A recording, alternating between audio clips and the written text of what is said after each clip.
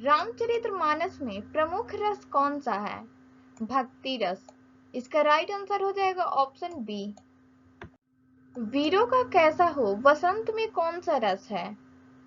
तो वसंत में वीर रस है। इसका राइट आंसर हो जाएगा ऑप्शन ए। अलंकार कितने प्रकार के होते हैं? तो अलंकार 3 प्रकार के होते हैं। इसका राइट आंसर हो जाएगा ऑप्शन सी। अगला सवाल है अस्थाई भाव रति का किस रस का है? तो ये श्रृंगार रस का है। अस्थाई भाव उत्साह किस रस का है? तो ये वीर रस का है। अगला सवाल है अस्थाई भाव क्रोध किस रस का है? तो रौद्र रस का। अगला सवाल है अस्थाई भाव शोक किस रस का है? करुण रस का। अस्थाई भाव भय किस रस का है? भयानक रस का। अस्थाई भाव जुगुप्सा। अगला सवाल है अस्थाई भाव विषमय किस रस का है? तो अद्भुत रस का। अस्थाई भाव निर्वेद किस रस का है? शांत रस का। इसका राइट आंसर हो जाएगा ऑप्शन ए। रस के कितने अंग होते हैं? तो रस के 4 अंग होते हैं। रस सिद्धांत के प्रवर्तक कौन है? भरत मुनि जी हैं। इसका राइट आंसर हो जाएगा ऑप्शन ए।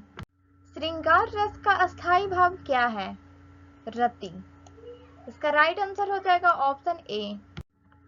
अगला सवाल है हास्य रस का अस्थाई भाव है हास। भक्ति रस का अस्थाई भाव है ईश्वर प्रेम।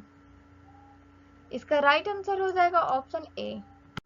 अगला सवाल है वात्सल्य रस का अस्थाई भाव है पुत्र प्रेम। वात्सल्य रस का अस्थाई भाव है पुत्र प्रेम। अगला सवाल है रस को काव्य की क्या कहा गया है? तो रस को काव्य की कहा गया है आत्मा। इसका राइट आंसर हो जाएगा ऑप्शन ए। अगला सवाल है कुल कितने प्रमुख रस माने जाते हैं? तो कुल 9 प्रमुख रस माने जाते हैं। सत्यम शिवम सुंदरम किस रस का संकेत देता है? तो ये शांत रस का संकेत देता है। छंद के कितने भेद हैं? तो छंद के 2 भेद होते हैं। अगला सवाल है दोहा में कुल कितनी मात्राएं होती है? तो दोहा में कुल 48 मात्राएं होती है। अगला सवाल है चौपाई में प्रत्येक चरण में कितनी मात्राएं होती है? तो 16 मात्राएं होती है। इसका राइट आंसर हो जाएगा ऑप्शन ए। अगला सवाल है सोरठा किसका उल्टा माना जाता है? तो सोरठा दोहा का उल्टा माना जाता है। रोला छंद में कितनी मात्राएं होती है? तो रोला छंद में 24 मात्राएं होती हैं। इसका राइट आंसर हो जाएगा ऑप्शन ए। अगला सवाल है मात्रिक छंद किस पर आधारित होता है? तो मात्रिक छंद मात्रा पर आधारित होता है। अगला सवाल है वर्णिक छंद किस पर आधारित होता है?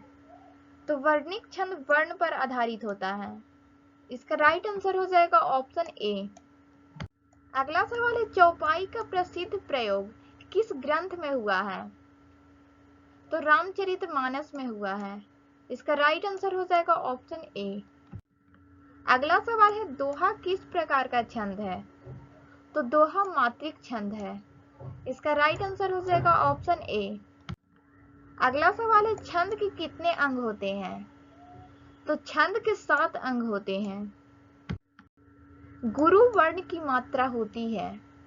तो गुरु वर्ण की मात्रा होती है 2। अगला सवाल है लघु वर्ण की मात्रा होती है। लघु वर्ण की मात्रा होती है 1। इसका राइट आंसर हो जाएगा ऑप्शन ए। छंद का मुख्य उद्देश्य क्या है? तो छंद का मुख्य उद्देश्य है लय उत्पन्न करना। इसका राइट आंसर हो जाएगा ऑप्शन ए। अगला सवाल है कुंडलियां किसका मिश्रण है? तो कुंडलियां दोहा और रोला का मिश्रण है। इसका राइट आंसर हो जाएगा ऑप्शन ए। अगला सवाल है यति। यति का संबंध किससे है? तो यति का संबंध है विराम से। अगला सवाल है चांद सा मुख कौन सा अलंकार है? तो ये उपमा अलंकार है। इसका राइट आंसर हो जाएगा ऑप्शन ए। कमल नयन कौन सा अलंकार है? तो ये रूपक अलंकार है। अगला सवाल है एक ही वर्ण की पुनरावृत्ति किस अलंकार में होती है? तो अनुप्रास अलंकार में होती है। इसका राइट आंसर हो जाएगा ऑप्शन ए। अगला सवाल है एक ही शब्द के अलग अलग अर्थ किस अलंकार में होते हैं? तो श्रीलेष अलंकार में होते हैं। इसका राइट आंसर हो जाएगा ऑप्शन ए।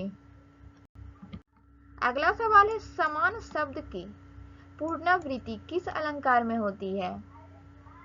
तो यमक अलंकार में होती है। इसका राइट आंसर हो जाएगा ऑप्शन ए। अगला सवाल की ओर चलते हैं। जहां उपमेय को ही उपमान मान लिया जाए वहां कौन सा अलंकार होता है? तो वहां रूपक अलंकार होता है। अगला सवाल है मानो जैसे आदि शब्द किस अलंकार में आते हैं? तो ये उपमा अलंकार में आते हैं। अगला सवाल है बढ़ा चढ़ाकर वर्णन करना कौन सा अलंकार है? तो ये अतिशयोक्ति अलंकार है। इसका राइट आंसर हो जाएगा ऑप्शन ए। अगला सवाल है संभावना प्रकट करने वाला अलंकार है? तो उत्प्रेक्षा। इसका राइट आंसर हो जाएगा ऑप्शन ए। अगला सवाल है अर्थ के आधार पर अलंकार कितने प्रकार के होते हैं? तो अर्थ के आधार पर अलंकार जो होते हैं वे दो प्रकार के होते हैं। अगला सवाल है शब्दालंकार का आधार क्या है? तो शब्दालंकार का आधार है शब्द। अर्थालंकार का आधार क्या है? अर्थ। अगला सवाल है अलंकार का अर्थ है? तो अलंकार का अर्थ होता है आभूषण। इसका राइट आंसर हो जाएगा ऑप्शन ए। अगला सवाल है वह सिंह है कौन सा अलंकार है? तो ये रूपक अलंकार है। अगला सवाल है काव्य की शोभा बढ़ाने वाले तत्व को क्या कहते हैं? तो अलंकार कहते हैं। इसका राइट आंसर हो जाएगा ऑप्शन ए।